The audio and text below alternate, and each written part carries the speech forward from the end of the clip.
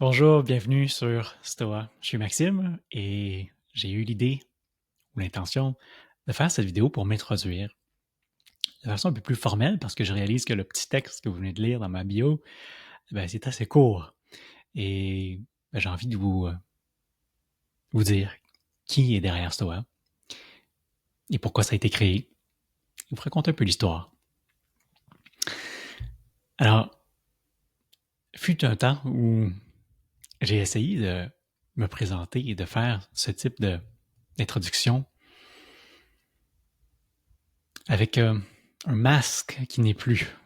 Ce que je veux dire par là, c'est que je me suis déjà présenté avec certains types de chemises, certains types de montres, avec un certain langage, parce que je voulais m'adresser spécifiquement à des leaders ou à des CEO, à des exécutifs. Et je voulais toucher ces gens-là, essayer de parler leur langage, de leur ressembler. Et là, vous pouvez voir que c'est pas le cas. Et je l'assume très bien, parce que ce qu'est Stoa, de façon très authentique,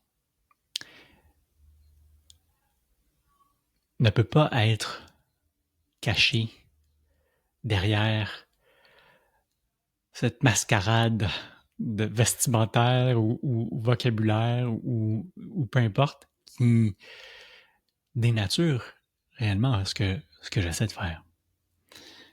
Alors Stoa, c'est quoi? Stoa, c'est une pratique spirituelle. Ça aussi, j'ai eu de la difficulté à l'assumer et à le dire par peur que j'allais repousser bien des gens. Et si c'est le cas, tant pis. Alors, moi, je peux, comme Jésus l'a dit, build it and they shall come. Construisez-le et ils viendront. Ben oui, je vais me présenter à vous de façon authentique et si ça résonne, tant mieux. On aura des atomes crochus pour travailler ensemble. Vous aurez un intérêt pour m'écouter dans mes enseignements et c'est parfait. Et si c'est pas le cas, c'est parfait aussi. Pour moi, Stoa, c'est une pratique spirituelle qui me permet d'enseigner et d'accompagner les gens, faire plus d'harmonie, faire plus de paix intérieure. On est notre pire ennemi, toujours, sur notre chemin de croissance, et, et de se libérer de soi-même, de ce pire ennemi. C'est le chemin que j'ai marché pendant longtemps et que je veux vous aider à marcher aussi. Parce que peu importe qui l'on est, qu'on soit un CEO, un professionnel, un avocat, un vidangeur, une infirmière, une gardienne, un papa, une maman, peu importe notre rôle, à la fin de la journée, on vit tous les mêmes choses. À des degrés peut-être différents, oui. Mais si on se pose véritablement la question et on est vraiment honnête, ce qu'on souhaite tous vraiment, c'est d'être heureux, c'est d'être en paix. Et ça, peu importe qui on est, ça s'applique. Et c'est le chemin que j'ai envie de marcher avec vous avec Stoa. Ça n'a pas toujours été le cas pour moi. J'ai fait plus de 15 ans dans les ventes, dans les affaires. J'étais consommé par mon ego, par mes désirs, par mes préférences, par ce quoi je voulais ressembler, par ce que je voulais avoir. Je me suis défini pendant longtemps par les accomplissements, les biens matériels, le montant d'argent que j'avais dans mon compte bancaire, mon titre, et les voyages que je pouvais faire, peu importe. Et j'ai dû guérir d'une certaine façon tout ça, transformer tout ça pour être la personne que je suis aujourd'hui. Et tout ça, ça est venu comment? C'est venu d'un paquet d'expériences passées que j'ai eues, comme vous aussi, vous avez les vôtres. On a tous notre histoire, et certains peuvent dire que l'histoire de certaines personnes est plus tragique, plus dure que d'autres. Oui, sans doute, peut-être. Mais d'une façon très individuelle, peu importe ce qui nous arrive, ça nous appartient et ça nous affecte de la même façon que les histoires plus difficiles que l'on peut entendre. Mon parcours, moi, il est différent du vôtre. Notre parcours est tous différents. Le mien a été parsemé de manque de confiance, de manque de foi, manque manque d'amour, d'abus physiques, psychologiques, de relations interpersonnelles difficiles, de relations difficiles avec moi-même, d'un divorce, d'une faillite, de santé, de problèmes de santé physique. Alors, j'ai vécu un paquet de trucs qui m'ont amené à être qui je suis, bien entendu, bien évidemment, mais aussi à m'enfouir davantage dans la vie que je m'étais construite. Et c'est en faisant des lectures, c'est en faisant des programmes, c'est en étant accompagné que j'ai commencé à changer les choses pour moi. Ça a commencé de façon très cérébrale, très traditionnelle. J'ai étudié la philosophie, la psychothérapie, j'ai fait des certifications qui m'ont amené plus du côté scientifique, qui est bon, ce qui m'a aidé. J'ai fait les psychologues et les psychiatres quand j'étais plus jeune aussi. Et puis finalement, à un moment donné, il y a eu un shift, j'ai basculé du côté spirituel. Et c'est ça qui m'a vraiment libéré. C'est en étudiant les grands textes hindous, bouddhistes, zen, taoïstes, soufistes, que j'ai exploré ces différentes traditions-là, que j'ai absorbé les choses, que j'ai commencé à orchestrer une transformation. J'ai été bien accompagné aussi. J'ai eu la chance de travailler en one-on-one avec Baron Katie, qui est une sage femme qui a été mise sur la map par Oprah. J'ai eu la chance de travailler avec Alan Cohen, qui était un coach pour moi longtemps, un ami. Alan, meilleur ami de Ramdas, a écrit plus de 35 livres. C'est une sommité spirituelle aujourd'hui. Et mon gourou, mon master actuellement, qui est très humble, très, très terre à terre dans sa spiritualité, qui ne se considère pas comme un être illuminé, mais qui, à mon avis, l'est. Donc, j'ai été bien accompagné, bien guidé. Et j'aimerais, je vous propose, je souhaite de redonner tout ce que j'ai appris, le chemin que j'ai parcouru, pour vous aider, vous aussi, à vous libérer et avoir cette harmonie, cette paix intérieure qui vous habite déjà. On s'est fait croire toute notre vie qu'on devait en faire beaucoup pour arriver à ça, alors que le chemin spirituel, c'est tout l'inverse. C'est de se dénuder de ce qu'on a appris. C'est pas mal plus de désapprendre qu'apprendre. Et c'est de laisser tomber les morceaux que l'on a accumulés avec le temps, ici et là, la tête et le cœur, pour vivre ce qui nous habite déjà, l'expérimenter, le donner, l'offrir.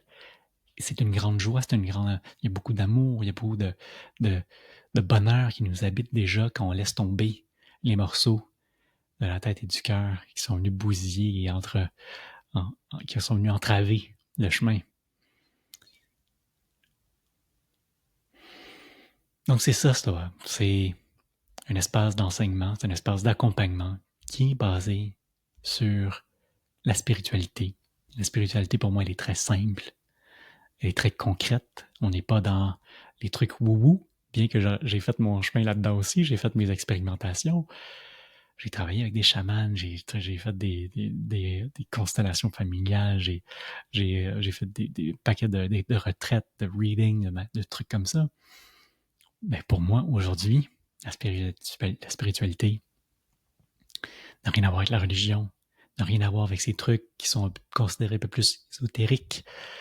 Pour moi, c'est un chemin très simple de libération de soi. C'est de laisser tomber son ego, sa fausse identité, son petit soi, pour s'asseoir dans le siège de la conscience que l'on est et qui, elle, est tout à fait divine, belle, lumière, amour, paix, harmonie. D'être en harmonie avec la vie, avec la réalité. On se rapproche pas mal de l'illumination là, quand on est capable de faire ça. Et c'est un chemin qui est long, qui va demander beaucoup de patience, qui va demander beaucoup de compassion. Et on n'est pas seul sur ce chemin. On peut être bien accompagné, mais ultimement, je pense aussi qu'il y a une grâce qui est plus grande que nous, plus forte que nous. L'univers, la vie, Dieu, peu importe comment vous voulez l'appeler, toute la même chose, qui nous accompagne à chaque détour pour nous libérer tranquillement, mais sûrement. L'école de la vie, c'est une expression qu'on utilise souvent. Je pense qu'elle est tout à fait juste. Hein? On est ici pour apprendre à se libérer, à évoluer. Les âmes, la conscience, même chose. C'est comme si on était envoyé ici sur Terre, sur les bancs d'école, pour évoluer et se libérer davantage, pour qu'on contribue, pas juste à nous, hein, mais au monde. Et c'est ça, Stoa. Voilà. C'est ça, Stoa. C'est de là que ça a germé. Après plus de 15 ans dans mon propre marasme, dans les affaires et dans les ventes et tout ça, qui était très right brain. Il n'y a rien de mal à ça, c'est parfait. Aujourd'hui, je vois que je peux, avec ma pratique. Quand je suis encore en affaires d'une certaine façon avec ma pratique, je peux juxtaposer les deux. Ils vont ensemble. Ils ne peuvent pas être séparés en réalité. Hein. Il n'y a pas de différence entre les affaires et la vie. Il y a juste la vie, comme mon coach Alan m'a déjà dit. À mon avis, tout ce que l'on fait, tout ce qui nous est présenté, le chemin que l'on marche tous est un chemin spirituel. Everything that we do in life is our spiritual journey. Point final. Ceux qui résistent à une affirmation comme celle-là, c'est peut-être parce qu'ils ont des biais négatifs sur ce que peut être la spiritualité. Ils l'associent peut-être encore à la religion ou à des trucs wou ésotériques ou peu importe.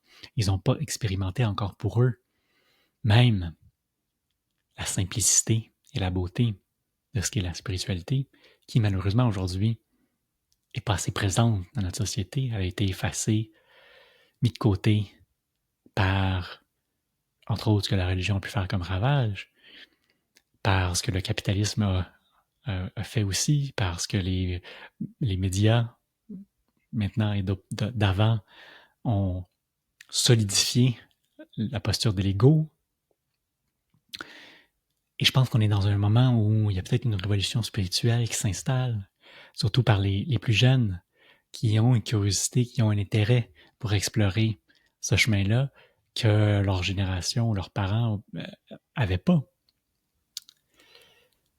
Alors, il y a un gap qui s'est créé là, entre les années 60 puis les années 2000, 2010 peut-être, là, où là, il y a un 40-50 ans où on était consommé par les ravages de la religion, par l'industrialisation, le capitalisme et tout. Et l'ego était tellement fort qu'on a perdu de vue les grands enseignements, les vérités profondes, spirituelles, que, à mon avis, on doit ramener aujourd'hui pour se libérer, pour être en paix, pour être en harmonie. Tout est une question d'amour. Il en aura besoin beaucoup dans ce chemin-là. Beaucoup de patience, beaucoup d'amour, beaucoup de compassion. Mais c'est possible. C'est possible de se libérer comme certains l'ont fait, comme certains le font.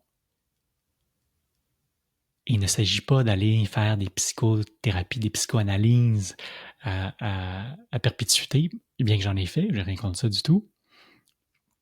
Ça aide. Mais comme j'ai toujours dit, la psychologie va nous aider, la spiritualité va nous libérer.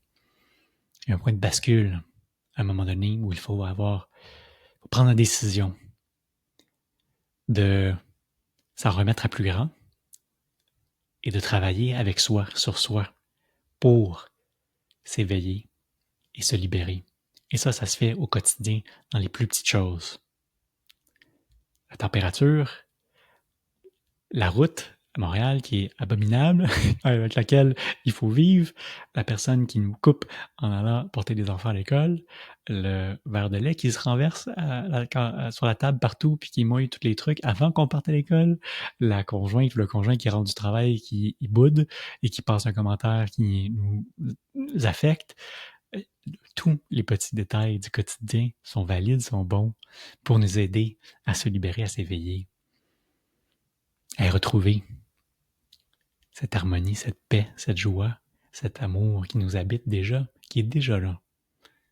Comme j'ai dit tantôt, le chemin spirituel demande davantage de désapprendre et non pas d'apprendre. Il faut se dépouiller de soi. Il faut mourir une certaine version pour renaître dans celle que nous sommes, dans laquelle nous sommes vraiment. Je pense que c'est Joseph Campbell qui avait dit ça. Et c'est vrai, c'est beau. Et c'est le chemin que l'on peut parcourir ensemble dans les conférences que je peux vous offrir, dans l'accompagnement que je peux vous offrir, et dans les podcasts et les textes que je vous partage gratuitement. Voilà, c'est ça, c'est toi. Et c'est la personne derrière. Merci, ça me fait plaisir. Je vous invite à éplucher le site, mon site internet, me lire, j'ai des articles un peu partout sur le site, sur Brains Magazine aussi. Je publie également presque quotidiennement sur LinkedIn. Donc, suivez-moi, connectez avec moi, rejoignez-moi, ça me fait plaisir de vous accompagner vos équipes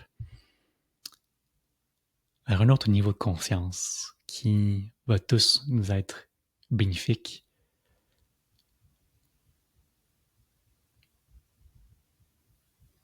Voilà. C'est ça, c'est toi. Merci. À bientôt. Ciao.